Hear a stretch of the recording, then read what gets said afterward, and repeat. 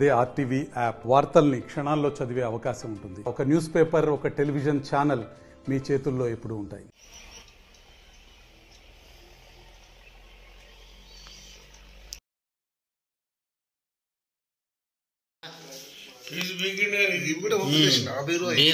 కూడా ఓపెన్ చేసినాడు.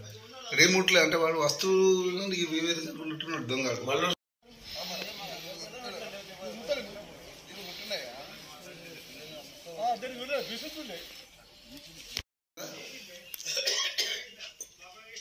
అంటే ముందు లైట్ ఫీజు చేసిందంటే సగం కొడుకు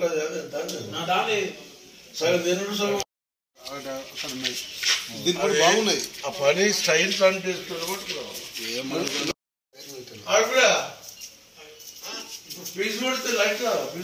ఇవి ఓపెన్ చేసినట్టు బీరువా కూడా ఓపెన్ చేసి ఎట్లా తీసినాడు తాళాలు ఎంత ఉన్నా అవి తీసినట్టు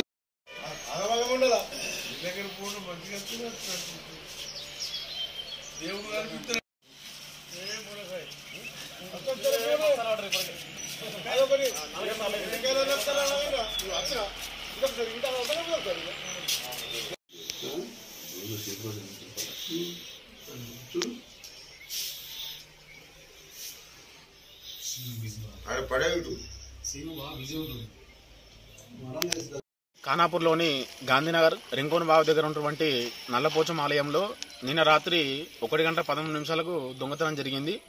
ఆ దొంగ గుడిలోకి వచ్చేసి అమ్మవారి గుడికి ఉన్న తాళాలు పగలగొట్టేసి అమ్మవారి దగ్గర ఉన్నటువంటి కొబ్బరికాయ, కలసం కొబ్బరికాయ తీసుకొని ఆ కొబ్బరికాయ కొట్టి దొంగతనం మొదలుపెట్టిండు. అమ్మవారి అనుగ్రహంతో అక్కడ ఎటువంటి వస్తువు దొరకలేదు. దొరకకపోవడం వల్ల వెనుదిరిగి ఆ యొక్క దొంగ అనేది వెళ్ళిపోయిండు.